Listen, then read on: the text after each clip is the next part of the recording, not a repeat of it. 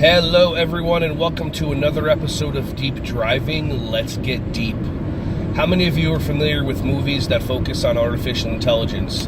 TV shows that focus on creating robots that think for themselves, kind of like a Westworld kind of effect, or movies that Will Smith are in, or that kid from Haley Joel Osment. We focus on creating these movies and we think about artificial intelligence and we think about robots that can help us in our future. And it's interesting because what if artificial intelligence is already here? What if we're the artificial intelligence?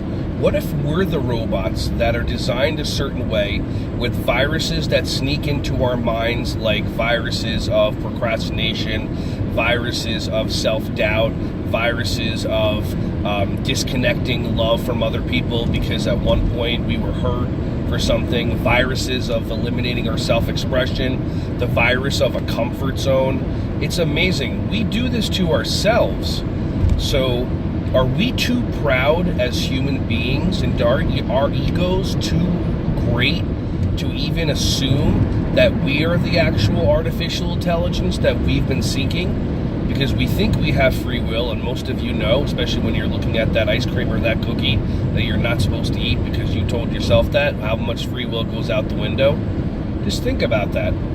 And what is the most typical thing that artificial intelligence at the end of each one of these TV shows or these movies does? It always turns on the host, the creator. And what's interesting is, what are we as humans doing?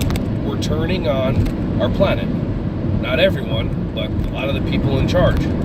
So it's interesting how we are the artificial intelligence, but we don't believe so. Because is AI supposed to be self-aware? Because if it is, what happens? Imagine if we just got that we're a computer, we have a certain program, and we get to eliminate our viruses, and we get to include other programs in there. Just give that some thought. Pretty deep. I appreciate you.